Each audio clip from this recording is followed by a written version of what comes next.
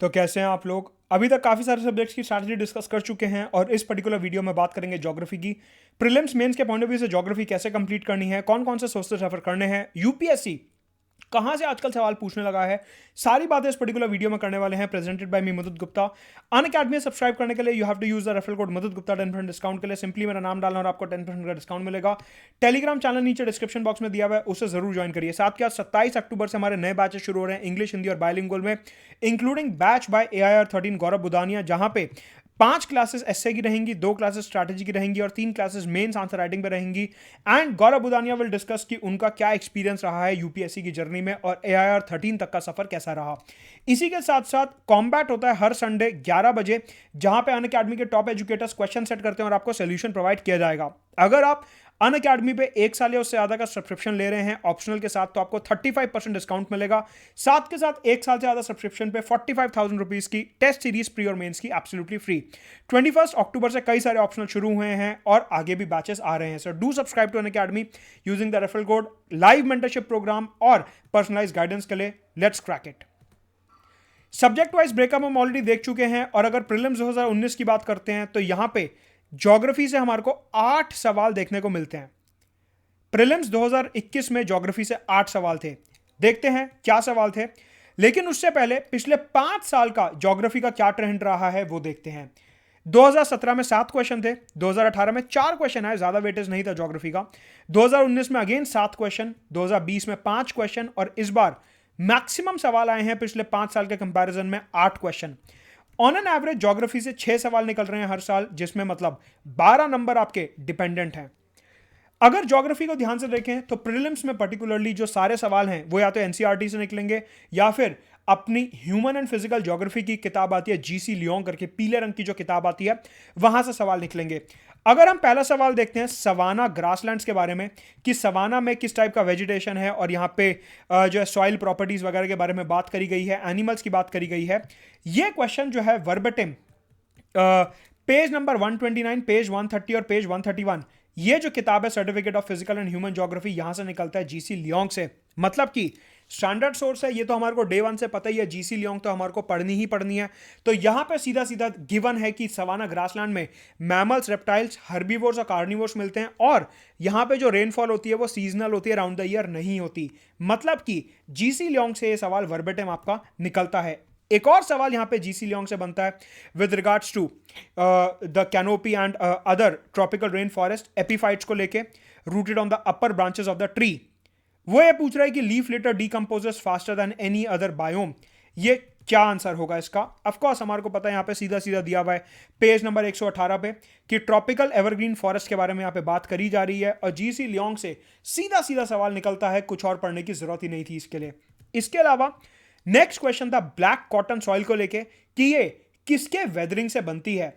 Again NCERT से सीधा verbatim सवाल निकलता है।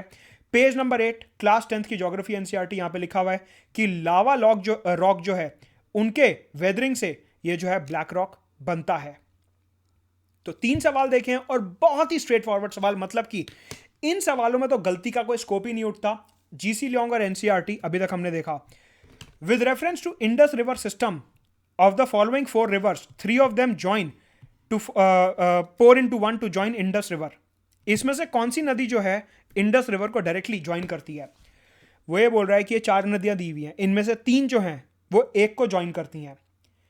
एक्चुअल में ये क्वेश्चन थोड़ा सा एम्बिगुअस है, लेकिन थोड़ा सा लॉजिक लगाएं तो ये क्वेश्चन सॉल्व किया जा सकता है।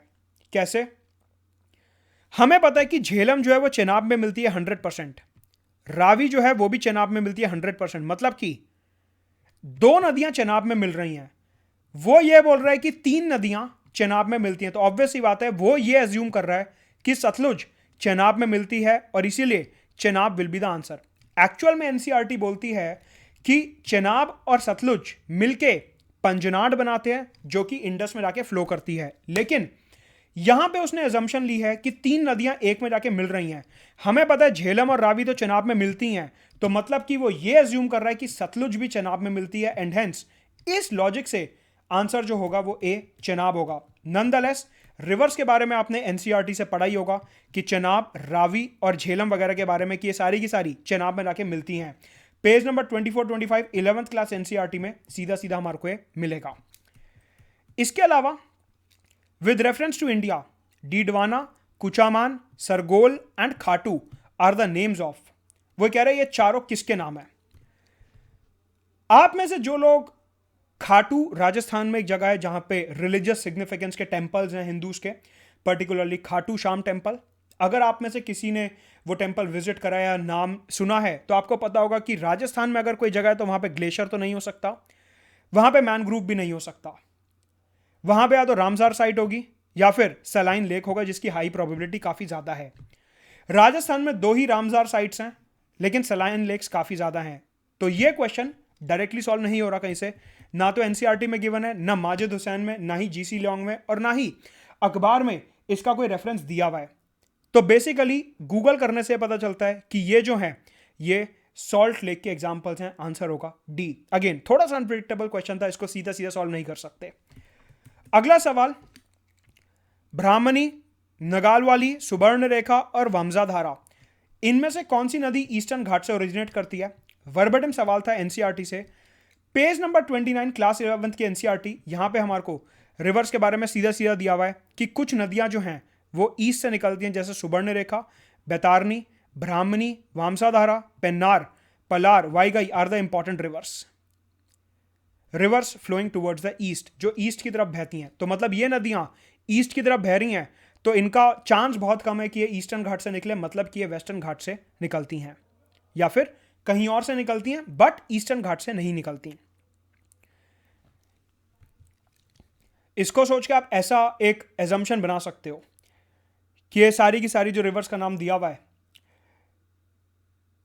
ये ईस्टर्न घाट से नहीं निकलेगा, क्योंकि ईस्ट की तरफ फ्लो कर रहा है और ईस्टर्न घाट और बे ऑफ बंगाल के बीच में डिस्टेंस बहुत छोटा है। लेकिन अगर आपने इन रिवर्स को मैप पे देखा है और हर एक रिवर को क्लोजली मैप पे फॉलो करा है, तो आपको समझ आएगा कि वमजाधारा जो है वो एक्चुअल में ईस्टर्न घाट से निकलती है।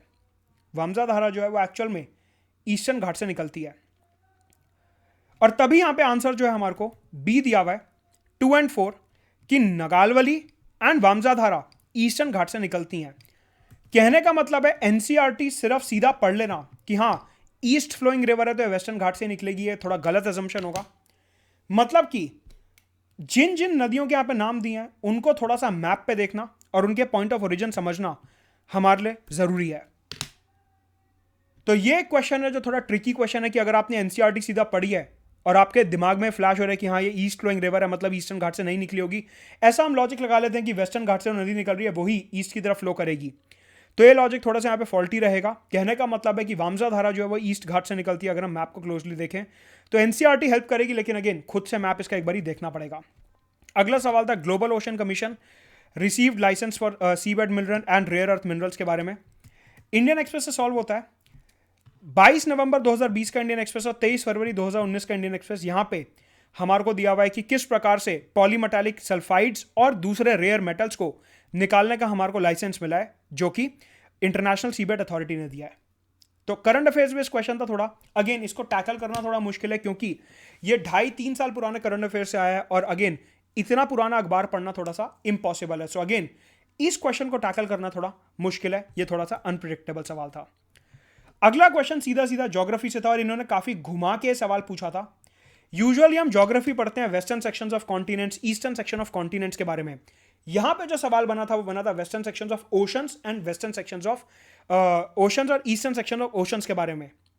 यहां पे क्वेश्चन पूछा गया है वेस्टर्लीज और ट्रेड विंड्स के बारे में। सीधा सीधा जीसी लियोंग से निकलता है सवाल, पेज नंबर 110 पे पूरा का पूरा eastern and western margin of continents explain किया गया है। सो अगेन जीसी लियोंग से पेज नंबर 110 से ये सीधा सवाल निकलता है।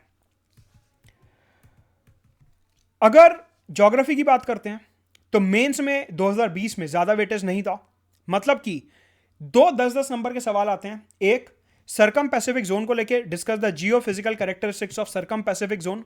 सरकम पैसिफिक जोन में क्या उसकी जो है भौतिकीय लक्षण है उसके बारे में बात करनी थी, about tectonics, ring of fire and all. और डेजर्टिफिकेशन के बारे में बात करनी थी कि the process of desertification have no climatic boundaries, मतलब कि सब जगह हमारे को डेजर्टिफिकेशन होता हुआ दिख रहा है। इंडियन एक्सप्रेस में डेजर्टिफिकेशन को लेके कई सारे आर्टिकल्स और एडिटोरियल्स थे एंड हेंस डिजर्टिफिकेशन वहां से कवर किया जा सकता है, और सरकम पैसिफिक जोन आप आसानी से या तो जीसी लियोंग से कवर कर सकते हैं, वरना माजिद हुसैन में इसके बारे में थोड़ा बहुत रेफरेंस है। इसके अलावा इंडियन ज्योग्राफी की अगर बात करते हैं तो यहां पे हिमालयन ग्लेशियर्स के बारे में सवाल था कि इनके जो मेल्टिंग हो रही है, ये बेसिकली मेल्टिंग है, कि इनकी जो मेल्टिंग हो रही है उसका वाटर के ऊपर क्या इंपैक्ट पड़ेगा। आयरन स्टील इंडस्ट्रीज को लेके ज्योग्राफिक लोकेशंस के बारे में क्वेश्चन था, और इंटरलिंकिंग और रिवर्स को लेके क्वेश्चन था। ये जो तीनों सवाल हैं ये मोस्टली आपको जीसी माजिद हुसैन में मिलेंगे। जो इंडियन ज्योग्राफी की माजिद हुसैन है उसमें आपको इसके बारे में काफी ज्यादा रेफरेंस मिलेगा, पर्टिकुलरली इंडस्ट्रियल लोकेशन। एनसीईआरटी में तो मिलेगा ही मिलेगा, लेकिन और क्वालिटी ऐड करने के लिए माजिद हुसैन में आपको इसके बारे में रेफरेंस मिलेगा। इसके अलावा इंडियन ज्योग्राफी में सिटी प्लानिंग और फ्लडिंग को लेकर सवाल था, जो कि डिजास्टर मैनेजमेंट का एक एस्पेक्ट हो जाता है। सोलर एनर्जी को लेकर सवाल था कि किस तरीके से इंडिया के पास इमेंस पोटेंशियल है सोलर एनर्जी का। जो रिसोर्सेज वाला चैप्टर होता है वहां से सोलर एनर्जी के बारे में कवर होगा। And forest resources of India के बारे में, basically India state of forest report 2019 के ऊपर बेस्ड एक सवाल यहां से बनता है कि किस तरीके से high density, very high density, low density forest grow करे जा रहे हैं, और India state of forest report 2019 इसके बारे में क्या बोलती है। तो अगर हम ओवरऑल पहले प्रीलिम्स की बात करते हैं तो यहां पे प्रीलिम्स में 3 सवाल एनसीईआरटी से निकलते हैं, 3 जीसी लियोंग से निकलते हैं, एक इंडियन एक्सप्रेस से और एक बाहर से अनप्रिडिक्टेबल सवाल।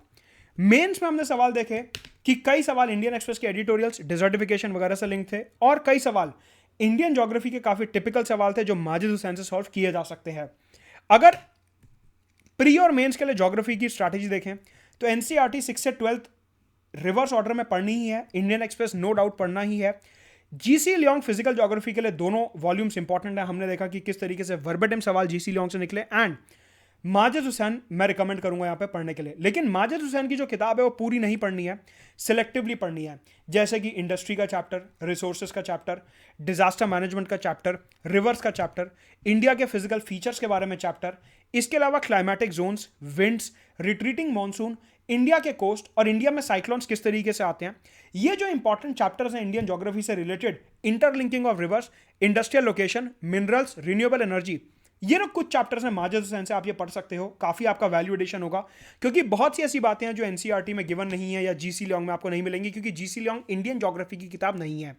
इंडियन ज्योग्राफी के इस टाइप के क्वेश्चंस को टैकल करने के लिए आपको एक एडवांस लेवल की बुक चाहिए होगी, और माजिद हुसैन उसके लिए काफी अच्छी किताब मैं रिकमेंड करूंगा। सो इसको सेलेक्टिवली पढ़ना है, पूरी किताब नहीं पढ़नी है, क्योंकि इसमें काफी कुछ ऑप्शनल रिलेटेड भी आपको मिलेगा। तो पूरी किताब नहीं पढ़नी है, सिलेक्टिवली जो चैप्टर्स मैंने बताए हैं वो आप यहां पे पढ़ सकते हैं। राइट, नीचे डिस्क्रिप्शन बॉक्स में टेलीग्राम चैनल का लिंक दिया, उसे जरूर ज्वाइन करिए। अनअकैडमी में सब्सक्राइब करने के लिए use the referral code Madad Gupta.